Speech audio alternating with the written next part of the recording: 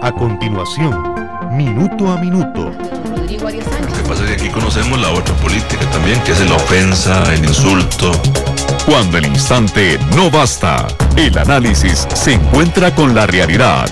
Esto es Minuto a Minuto, más allá de la noticia, por Radio Monumental. Hola, ¿qué tal? Muy buenos días. Soy Randall Rivera, jefe de información de los noticieros de Central de Radio. Soy en representación de nuestra directora Michelle Mitchell. Bienvenidos al programa Minuto a Minuto.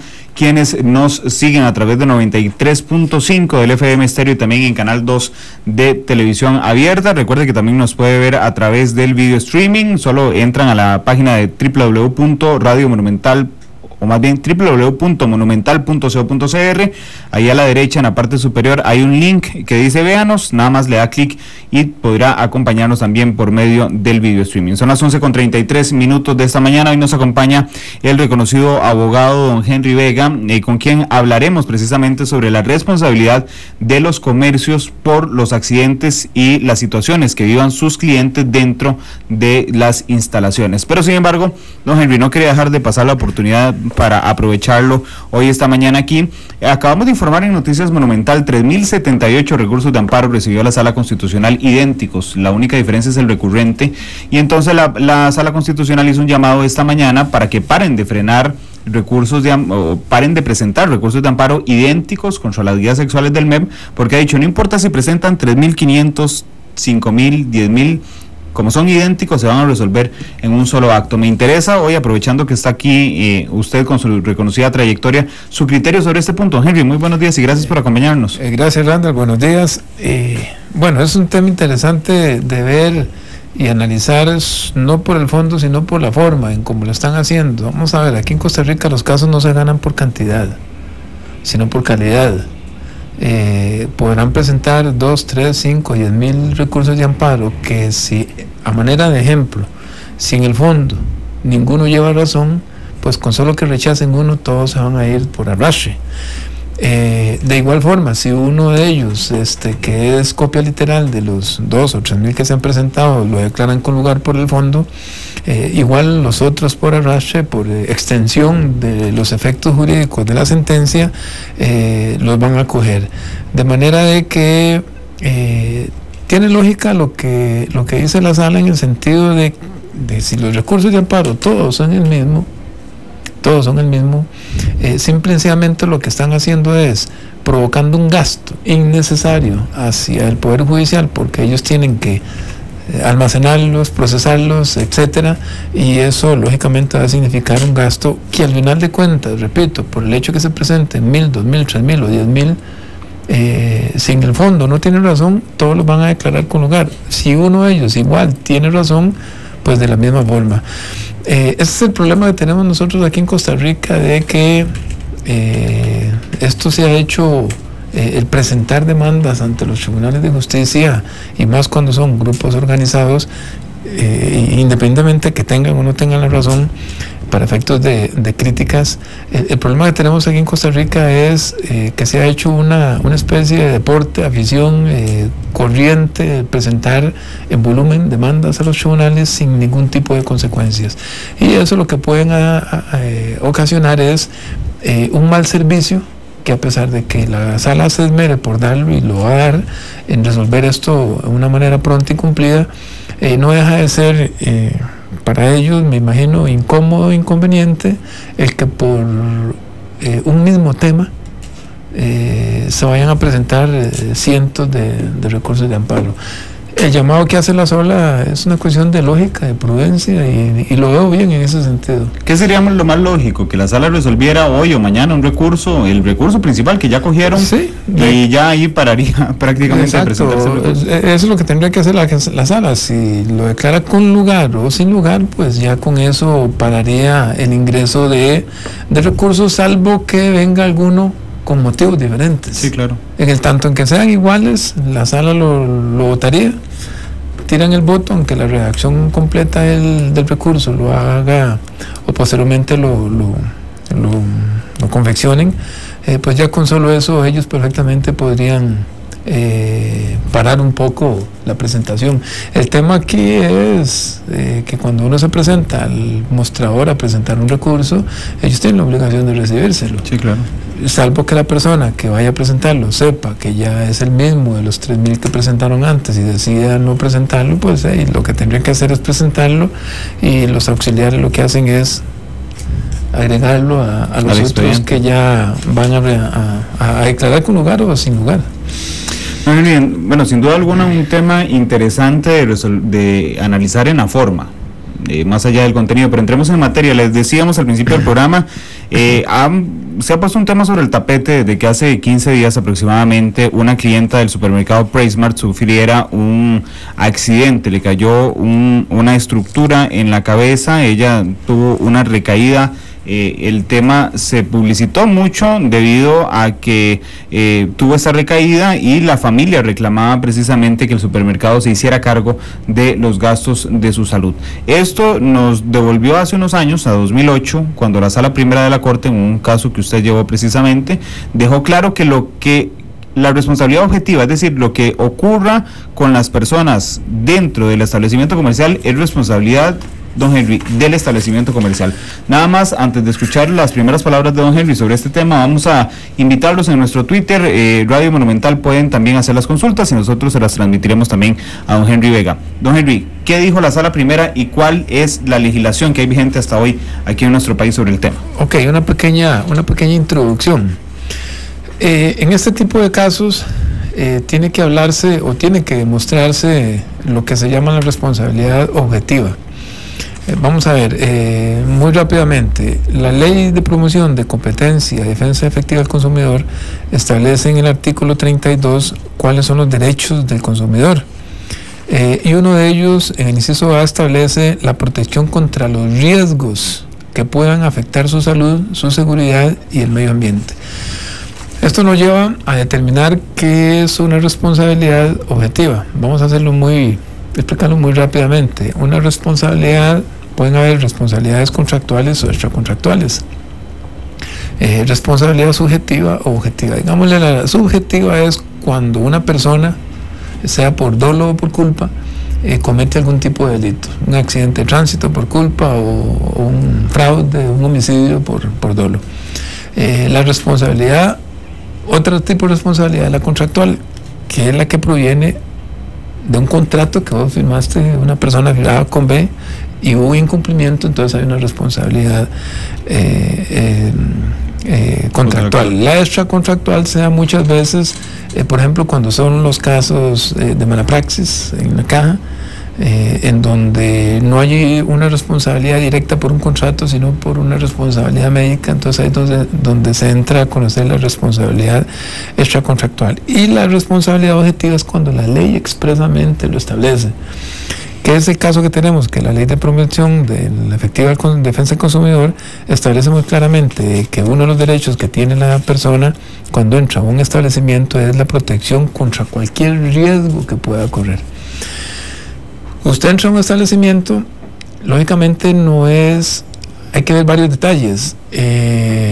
Estamos partiendo de que esta responsabilidad la tiene la empresa o el establecimiento cuando, sin mediar ninguna manipulación de parte del cliente, sucede un evento, como en este caso de PriceSmart, donde por X circunstancias cayó un andamio o bien se quebró una botella, que fue este caso, se quebró una botella y pasó una persona y ellos no limpiaron, se cortó la pierna, produjo una lesión. Entonces ahí es donde se entra a regir lo que es la responsabilidad objetiva en amparo de lo que es la Ley de Promoción del Consumidor con el artículo 704 del Código Civil. Entonces tiene que demostrarse de la relación causa-efecto del hecho, que yo entré a un establecimiento comercial, voy a ver algún tipo de producto y de un momento a otro me cayó de una caja o un andamio o un estante o un televisor o lo que sea, me cayó en la cabeza, en la pierna, en el brazo, me lo quebró. Ahí es donde tenemos que entrar a ver lo que es la Ley de Protección con el 704 de que hay una responsabilidad objetiva del establecimiento porque causó un riesgo. ¿Cuál es la circunstancia de por qué ese andamio se vino? O lo manipularon, lo pusieron mal. Ya ahí se establece, de acuerdo a lo que está, como lo acabamos de ver con la Ley de Protección al Consumidor, una responsabilidad objetiva. Y si analizamos ese caso que sucedió en Primark con este caso que llevé yo hace unos años, ahí evidentemente hay una responsabilidad objetiva del establecimiento y van a tener que cubrir los daños y los perjuicios causados. Independientemente por qué se le cayó el andamio a la señora en el caso de Primark o por qué estaba el vidrio, independientemente de quién tuvo la culpa finalmente de poner mal el andamio o de no limpiar la botella, hay una responsabilidad del establecimiento. Hay una responsabilidad del establecimiento. Por sí solo, como repito, si nos atenemos a este antecedente que tengo yo, comparándolo con el de Primark, es evidente de que siempre y cuando no se demuestre que hubo una manipulación del cliente, o sea, si yo empiezo a manipular un producto por probarlo, en fin, o ya un uso indebido ¿sabes? Si yo me quiero trapar a ver una caja que está arriba, que no tengo que hacer, se me viene encima, pues lógicamente ahí, si se demuestra eso, no va a haber ninguna responsabilidad de establecimiento.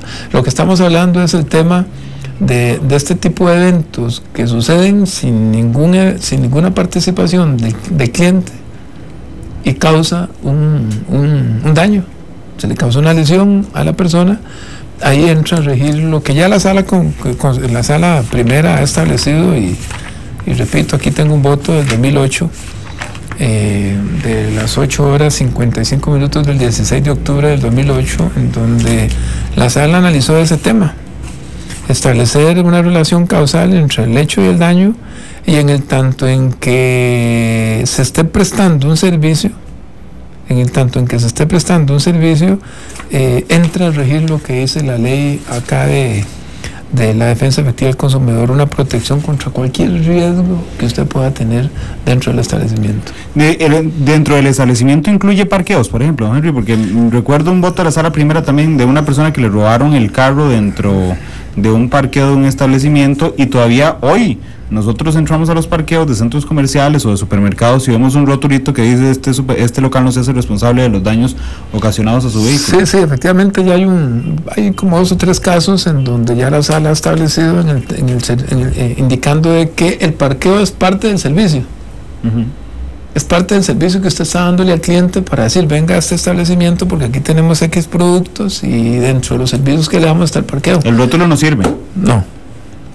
Ya la sala se ha pronunciado en el sentido de que ese tipo de rótulos no los exime, o ese tipo de advertencias no les exime de ninguna responsabilidad, aunque usted entre y no compre nada. Ajá.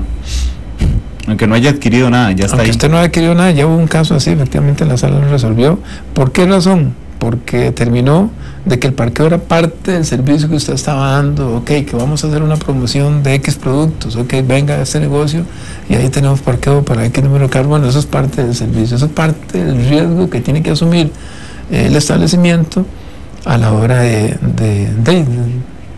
abrir al público un tipo de negocio de estos. Don Henry, la responsabilidad que se genera de este tipo de situaciones es una responsabilidad civil, ¿verdad? Civil. Porque la gente normalmente, muchos de nosotros no entendemos muy bien la diferencia entre lo penal y lo civil. Aquí nadie va a la cárcel, ni nadie tiene la responsabilidad personalísima, digamos, de lo que pase.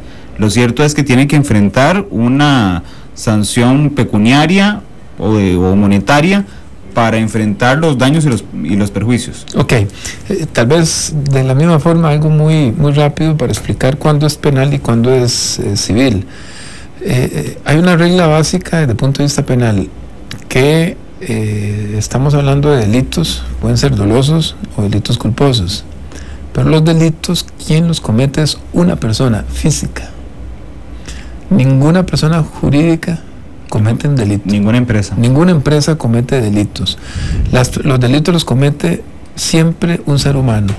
Por dolo estamos hablando por homicidio, por fraudes, por estafas, narcotráfico, por violaciones, todos los delitos que establece el Código Penal, en donde la persona, el sujeto activo, conoce perfectamente y tiene la voluntad de cometer ese delito. Esos son los dolosos. Los delitos culposos son accidentes de tránsito, los normales y corrientes que vemos, lo que pasa en los casos de mala praxis de tipo profesional, no solo médica, sino de cualquier tipo de profesión, que por una cuestión de negligencia o imprudencia, usted no quiere cometer el delito, pero por negligencia comete el delito. Pero cuando estamos hablando de este tipo de casos es una responsabilidad netamente civil. Ahora, si demostramos nosotros que arriba del andamio hay una persona donde pasó la señora y se lo empujó, ahí sí estamos hablando de un delito. Sí, claro. Pero cuando estamos hablando de este tipo de eventos es una responsabilidad netamente civil. ¿Qué se entiende por daños y qué se entiende por perjuicios? Ok, vamos a ver, los daños es lo que expresamente, vamos a ver, vamos a ponerlo gráficamente. Daños es usted va con un vehículo y tiene un accidente, tiene un choque. Hay daños de tipo lata, material, digamos, les estamos hablando los daños. Pero resulta que ese carro es un taxi. Entonces, a raíz de que tuvo esos daños, ese vehículo se paró, el carro dejó de trabajar. Entonces, ahí tiene perjuicios porque dejó de ingresar, dejó de tener ingresos económicos. Entonces, digamos, es una diferencia con un ejemplo sencillo. Un taxi que tiene un choque, tiene daños materiales, esos son los daños que puede cobrar. Los perjuicios, deje de trabajar por X días, o bien una persona que tenga un vehículo que sea agente vendedor, igual mire, yo dejé de trabajar por tantos días en virtud de que ocupaba el carro y estaba en el taller, entonces tuve tales perjuicios. En el caso de la señora, por ejemplo, de PriceSmart, del daño es los gastos médicos, y si ella tenía trabajo, el perjuicio es lo que ha dejado de percir durante ese tiempo. Vamos a ver si ella era incapacitada, era asalariada, y ya viene el tema de los salarios que le rebajan, las incapacidades, ya viene una serie de ingresos que no va a poder recibir como consecuencia de estar incapacitada. Demos el caso que fuera un profesional en el sentido de que va a estar incapacitado y como consecuencia de eso no va a poder laborar, no va a tener clientes, no va a atender, o un médico que no va a poner a atender pacientes, entonces va a dejar de recibir un ingreso. Y en el caso de los generales le puedo explicar en esos. Y en el caso, por ejemplo, cuando una incapacidad es permanente, es decir, que alguien llegue y se quiebre la pierna porque estaban limpiando y dejaron húmedo, y se quiebra la pierna y no vuelve a caminar normalmente o no puede volver a trabajar, ¿cómo se mide eso a la hora de solicitar una indemnización, ¿no? Correcto. Vamos a ver, cuando estamos hablando desde el punto de vista penal, tenemos medicatura forense. Los médicos forenses, dependiendo estamos hablando de lesiones, si tiene el especialista el medicatura forense, o si no tienen que nombrar un consultor, ellos van a llegar a determinar algún porcentaje de incapacidad. Hay que establecer la incapacidad normal y corriente, que es la que usted dura en sanarse, que puede ser 1, 5 días, 15 días, un mes. Es la incapacidad que te dan porque te quebraste una pierna. Mientras tengo el yeso. Y mientras estás en la casa con el pie ahí, el yeso, patas para arriba, duras 15, 22 días, un mes de incapacidad, al mes ya usted se incorpora al trabajo. Pero resulta que esa lesión te produjo una incapacidad permanente. Una incapacidad permanente, hay una disminución en la función de la pierna, ya te sanaste, pero no quedaste bien. Resulta que ahí es donde entra la incapacidad permanente, que es donde los médicos dicen, usted va a tener en esa pierna, dan el porcentaje de 5, 10, 15, 20, 30, 50% de incapacidad, ya te sanaste, pero vas a andar... vas a renquear. Entonces, ahora lo importante que viene es, ese tipo de incapacidad no es lo mismo que le pase o le suceda a una persona oficinista que está ahí sentada en el escritorio, a una persona que tenga que andar en la calle. Le pongo un ejemplo más claro. Un médico cirujano, un neurocirujano o un odontólogo, o bien los cirujanos en cirugía estética que están tan de moda ahora, tiene un accidente de tránsito y se le quiebra la mano, o como consecuencia de ese accidente de tránsito le amputan la mano. Es cierto, usted puede tener una incapacidad de un par de meses o 3 meses mientras le queda ahí la mano el brazo sin la mano.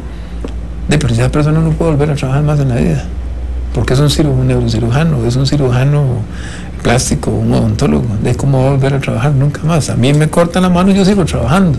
Voy a juicios, contrato una secretaria y le dicto, o un asistente y le dicto, pero yo puedo ir a juicios. Pero un cirujano que le corte una mano, la misma mano que me puedan cortar a mí, no va a hacer una indemnización o un daño tan grande como lo puede tener un neurocirujano. Esa indemnización la tiene que enfrentar la empresa. Correcto. Aquí nos está preguntando Omega 6 en Twitter, le pregunta, ¿qué pasa cuando el hecho ocurre ocasionado por una subcontratación, como por ejemplo los servicios de limpieza de un supermercado? Digamos que la persona o el caso de la botella, que usted hablaba de la sala primera, los que tenían que limpiar era una empresa subcontratada por la empresa. ¿Quién enfrenta la responsabilidad? La empresa subcontratada. A criterio de una empresa. Vamos a ver, el hecho de que yo subcontrate servicios dentro de una empresa, eso no es culpa del cliente. Ni tengo yo por qué andar investigando por qué la persona que tenía que limpiar el piso, porque hay una botella quebrada, si era una subcontratación. Quien me está dando el servicio a mí es la empresa Los Tres Patitos, y yo iba a comprar arroz y frijoles ahí, y ahí me pasó este evento, y a esa es la empresa que tengo que mandar. Si ellos tenían subcontratado eso, a criterio mío no tiene que ver absolutamente nada. ¿Y hay jurisprudencia? Que recuerde. No podría precisarla. Tiene que existirla porque no es que ese caso no haya sucedido, y hay muchos casos en que vamos a ver, no a nivel de este tipo, pero sí les puedo poner en el caso aquel, que es una noticia que no ha salido, en el caso la primicia de una. Sí. No, pero ya es una sentencia vieja. Es un caso que llevé yo sobre, llevamos ahí en la oficina, sobre un accidente de tránsito que pasó yo en Quepos, que venía una familia de la frontera y allá por Quepos estaban construyendo la carretera. Ajá. Entonces había un desvío, entonces ellos a la hora de tomar el desvío por el puente resbalaron y se cayó el río y ahí se ahogaron, murieron muchas personas. Bueno, la contratación, el Estado tenía una subcontratación, COSEBI tenía subcontratada una empresa constructora, pero en una carretera nacional. Quien está dando el servicio era el Estado. Y el que tuvo que enfrentar la indemnización es COSEBI. Presentamos la demanda contra el Estado y fue condenado el Estado. Okay. Ya estamos en una apelación y ahí no se entró a discutir si había subcontratación o no, simplemente una responsabilidad del Estado. Don Henry, y ya para finalizar, si a una persona le ocurre un accidente en alguno de estos establecimientos, ¿qué tiene que hacer? Normalmente tendrá que buscar un abogado para iniciar un proceso. Bueno, sí, y presentar, es una demanda civil, es un proceso ordinario contra quien corresponda, eso es netamente tribunales de tipo civil, no es penal, de manera que sí, contratar a un abogado. No sé si en este caso los consultorios de las universidades llevan este tipo de casos, me imagino que sí, pero por lo general es asesoría legal. ¿Y hay tiempo de prescripción entre cuando ocurre el hecho y usted decide demandar? Sí, claro, vamos a ver, todos los casos aquí en el país, en nuestro país, todos los casos prescriben, desde el punto de vista penal, desde el punto de vista civil, desde el punto de vista comercial, desde el punto de vista laboral, contencioso administrativo, todo eso tiene su periodo de prescripción. En este caso, si la memoria no me falla, tendría que aplicar la prescripción decenal por los daños y perjuicios. Si la memoria no me falla, no estoy equivocado, sería ese plazo que tendría. O sea, cuando ya se superen los daños y los perjuicios, ya hay... Cuando se superen, es decir, cuando ya esté la persona sana y ya no tenga ningún perjuicio, en ese momento ya no puede mandar. No, sí lo puede hacer, no, claro. Después de... Claro, vamos a ver, sí puede hacerlo. Usted tiene un evento, no necesariamente tiene que presentar la demanda inmediatamente o al día siguiente. Usted perfectamente puede sanarse, puede recuperarse y posteriormente acudir, por eso están los plazos de prescripción. En el sentido que usted dentro de ese plazo de tiempo que le da la ley puede llegar a presentar la demanda. Don Luis, son las 11:56. Muchas gracias por la colaboración que nos ha brindado hoy aquí en Minuto a Minuto. Esperemos que le hayamos dejado claro a nuestros oyentes algunas consultas que nos habían planteado durante los últimos días. Después les decíamos de que se pusiera sobre el tapete mediáticamente este accidente de una clienta del supermercado PriceSmart y también de que su familia lo hiciera público reclamándole el pago de los daños a el supermercado. Muchas gracias a ustedes por acompañarnos esta mañana. Los esperamos mañana, miércoles, con un nuevo programa de Minuto a Minuto. Cuando el instante no basta, el análisis se encuentra con la realidad. Esto fue Minuto a Minuto, más allá de la noticia, por Radio Monumental.